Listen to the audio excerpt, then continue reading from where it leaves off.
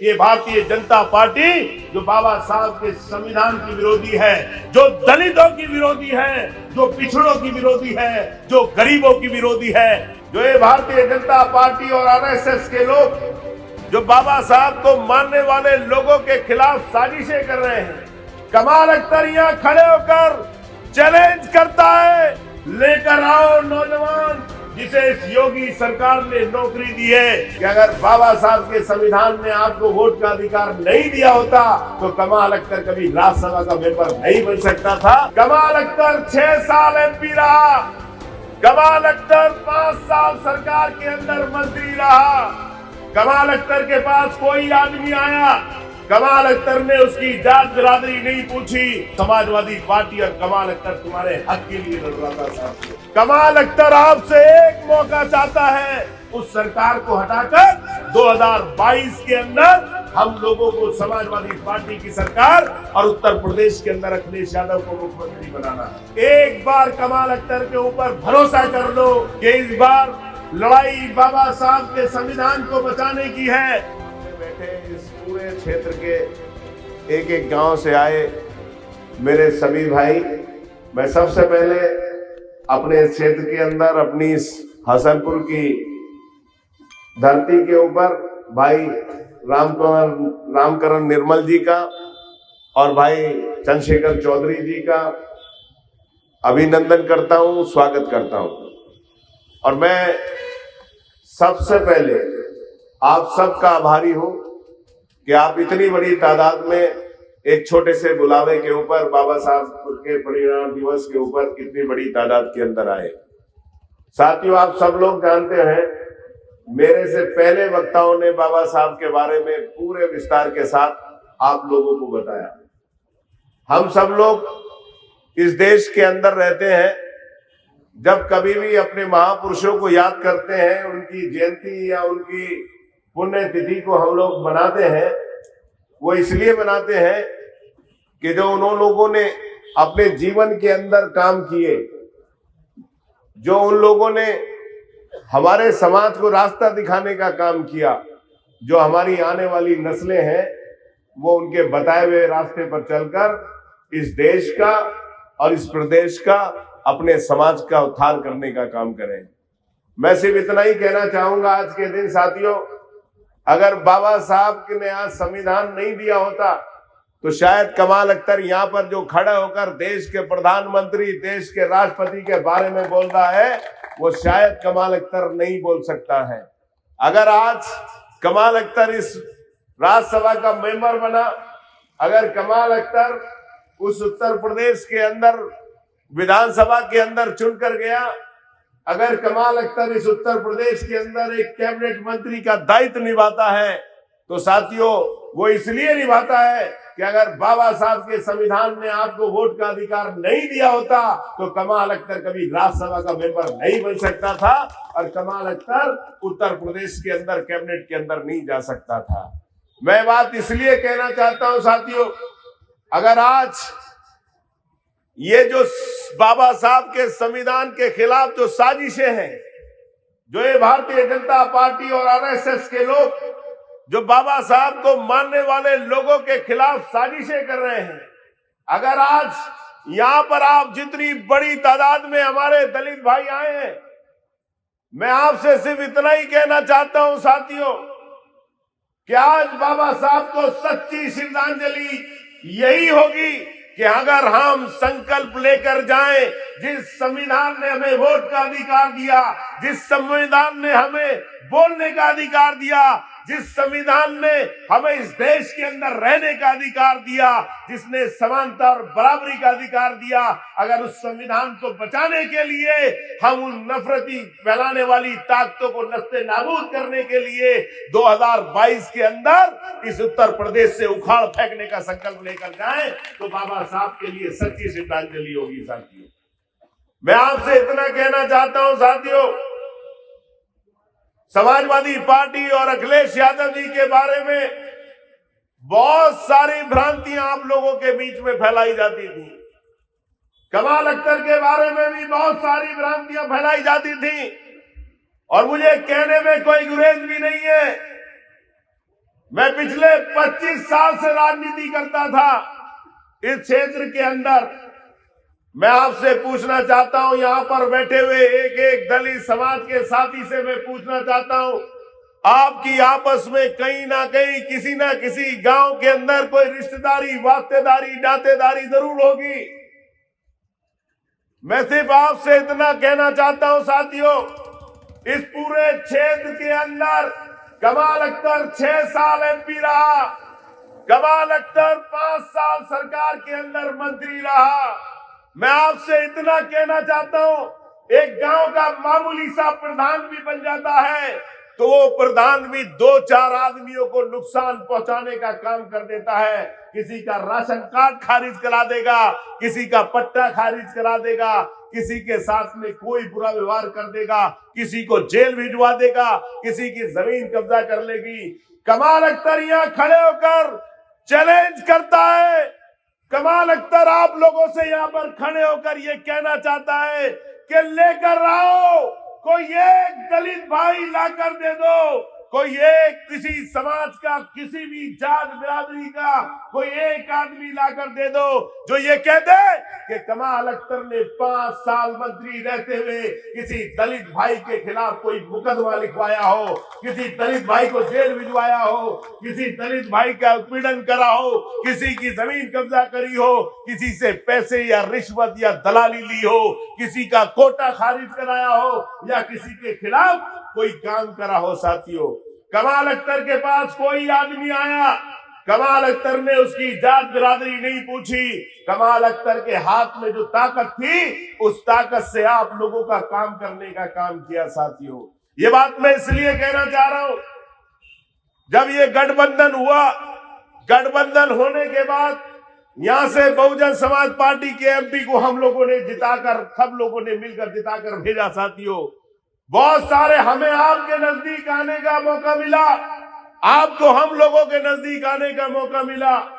अब मुझे बहुत सारे, मैं 5 साल एमपी रहा, 6 साल एमपी रहा, 5 साल मंत्री रहा। मैं कहता हूं अपने बौद्ध जी से कहता हूं, मैं कहता हूं नवल वगैरह सब साथियों से कहता हूं कि आप लोग अपने उस पार्टी और नेता के लिए इतने कर्मठ थे, शायद मैं कह सकता हूं मंत्री और विधायकों को लोग इसलिए भी अपनी शादी ब्याह के अंदर बुला लेते हैं कि मंत्री जी आएंगे तो हमारा सम्मान बढ़ जाएगा, मंत्री जी आएंगे तो न्योता अच्छा मिल जाएगा, इसलिए भी बुला लेते हैं। लेकिन मैं कह सकता हूं इस 11 साल में मुझे 500 दलितों ने शादी में नहीं बुलाया होगा, दावत भी नहीं दी होगी।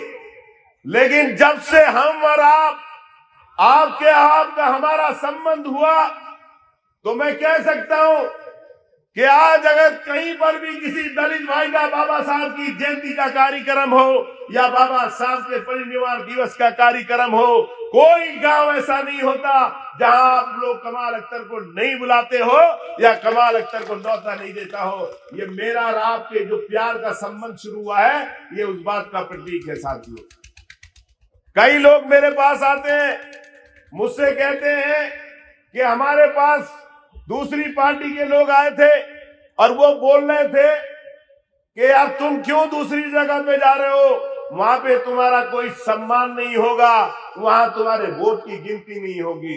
इस तरह का भ्रम फैलाकर तुम्हारे मेरे रिश्ते की डोर को कमजोर करने का काम करते हैं। इस तरह का भ्रम फैलाकर आप लोगों को बहकाने का काम करते हैं। आज आपके बीच में कहता हूं कि कमाल अख्तर इस क्षेत्र का कोई गांव ऐसा नहीं है कि वहां पर रहने वाली जातियों के बारे में नहीं जानता हूं। कोई बूथ ऐसा नहीं है जहां कमाल अख्तर को यह नहीं पता कि 2017 में कमाल अख्तर को वोट नहीं मिले।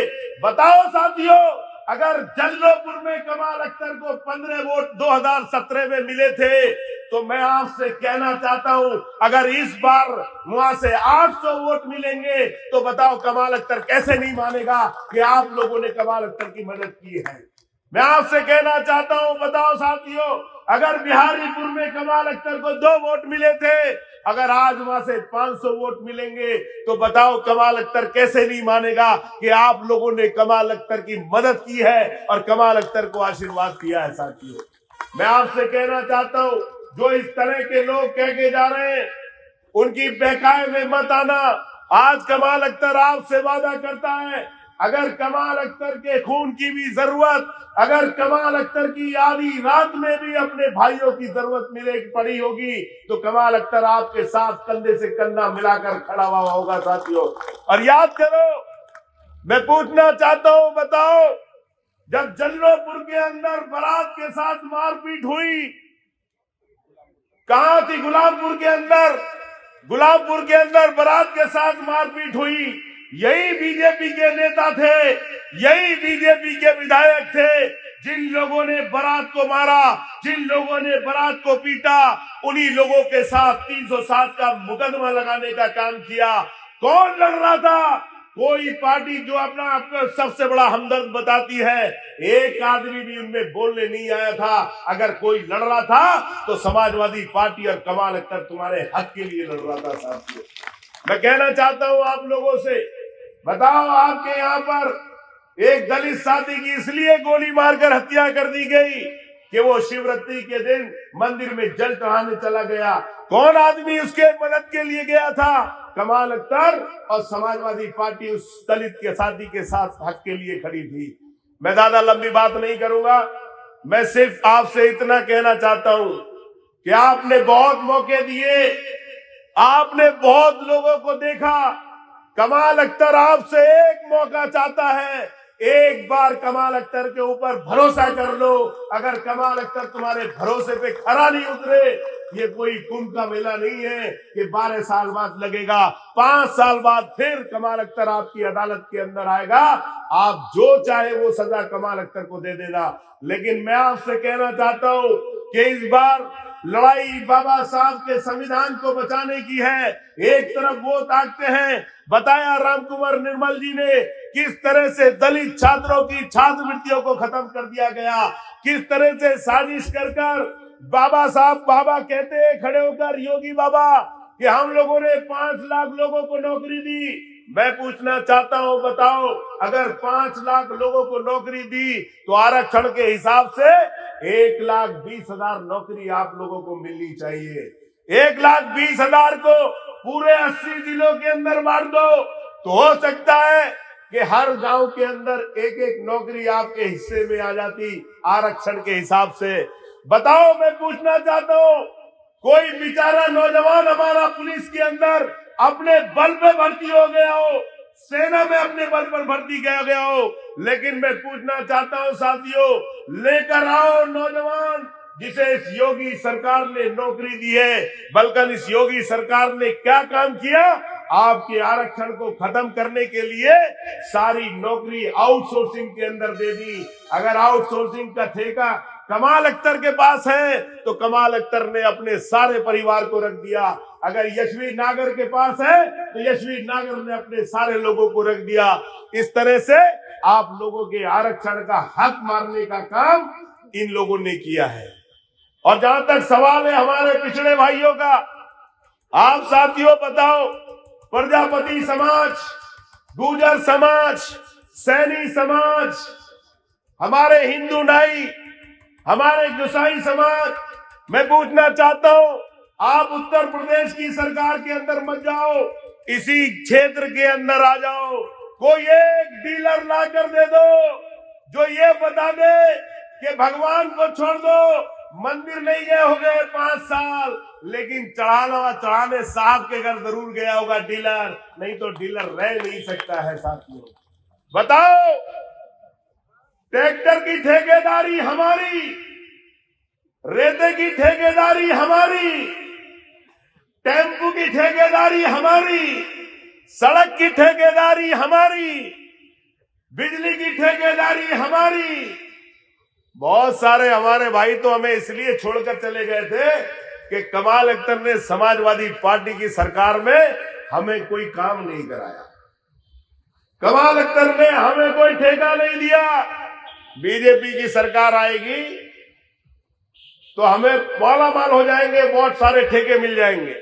मैं पूछना चाहता हूं, बीजेपी के आप अपनी बात छोड़ दो, वो बीजेपी के नेता जो 20-20 साल, 25-25 साल आज तक बीजेपी के नेता जो बीजेपी के लिए पूरी तरह समर्पित थे, मरे पड़े थे, अगर कोई कॉफी बेच रहा है तो 25 साल बाद भी कॉफी बेच रहा है, दूसरी कोई चीज उसे नहीं मिली।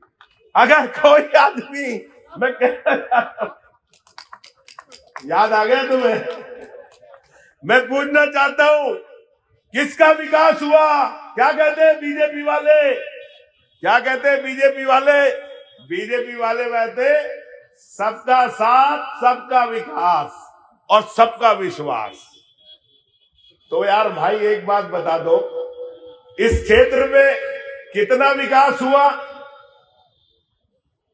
सबको मालूम है कितना विकास हुआ, बताओ। कहीं विकास हुआ? अच्छा ईमानदारी से बताओ, किस आदमी का विकास हुआ? एक आदमी का विकास तो हुआ यार, बताना पड़ेगा। किसका विकास हुआ बताओ? हैं? अरे यार आवाज नहीं आ रही, किसका? जोर से बताओ। अरे मुझे तो पता ही नहीं चला भाई, इतना विकास हो गया। तो मैं साथियों आप लोगों से ये कहना चाहता हूं कि आज सवाल इस बात का नहीं है कि कौन हिंदू है, कौन मुसलमान है, कौन सिख है, कौन ईसाई है। बाबा साहब के संविधान को बचाना है। आज यहाँ पर आया हुआ एक एक शख्स ये संकल्प लेकर जाए कि बाबा साहब ने जो हमें संविधान दिया है, जो बाबा साहब ने हमें हक दिया है, उस हक को हटाने को बचाने के लिए ये भारतीय जनता पार्टी जो बाबा साहब के संविधान की विरोधी है, जो दलितों की विरोधी है, जो पिछड़ों की विरोधी है, जो गरीबों की विरोधी है, उस सरकार को हटाकर 2022 के अंदर हम लोगों को समाजवादी पार्टी की सरकार और उत्तर प्रदेश के अंदर अखिलेश यादव को मुख्यमंत्री बनाना है। मैं एक बार फिर अपने मेहमानों का स्वागत और अभिनंदन करते हुए और एक बार आप सब लोगों का धन्यवाद करते हुए, आपका आभार व्यक्त करते हुए, और मैं कह रहा हूं साथियों, आज से और चौकन्ने हो जाना। आपको बाबा साहब के चरणों की सौगंध देकर कमाल अख्तर कहता है कि आपके बाद आज से ये लोग आपको बहुत बहकाने आएंगे, आपको बहुत फुसलाने आएंगे। सिर्फ कमाल अख्तर आपसे एक मौका मांगता है, और अखिलेश यादव ने भी आप लोगों से ये विश्वास जताने का काम किया कि हम लोग आपके विश्वास पे अगर खरा ना उतरे तो ये कुंभ का मेला नहीं है। आप जब चाहे, जनता बड़ी बड़ी सरकारें हटा देती है, बड़ी बड़ी सरकारें ध्वस्त कर देती है। इसी उम्मीद और विश्वास के साथ कि आप सब लोग अपनी जगह पर बैठे रहेंगे। कुछ बाबा साहब के ऐसे मिशनरी हैं जिन्होंने बाबा साहब के कार्यक्रम को बहुत आगे तक लेकर गए हैं। इस क्षेत्र के अंदर बाबा साहब के नाम से बड़ी बड़ी संस्थाएं चला रहे हैं। बाकी 5-7 लोगों को शेर सिंह बौद्ध जी सम्मानित करा देंगे, और बाकी का सम्मान उनके यहाँ पे बाद में आप अपने हिसाब से पहुंचा देना, नहीं कार्यक्रम लंबा हो जाएगा। आप सब लोग अपनी जगह पर बैठे रहे। कुछ थोड़ी बहुत व्यवस्था की है आप लोगों के जलपान की, अगर आप अपनी जगह से उठ जाएंगे तो वो गड़बड़ा जाएगी। अभी अध्यक्ष जी को बोलना है, और आज आपको ये दिखाना है कि अपनी जगह से हिलेंगे नहीं जब तक आपका सामान आपके पास नहीं आ जाए। आपका बहुत बहुत धन्यवाद। जय भीम, जय भारत, हिंदुस्तान जिंदाबाद, समाजवादी पार्टी जिंदाबाद, अखिलेश यादव जिंदाबाद।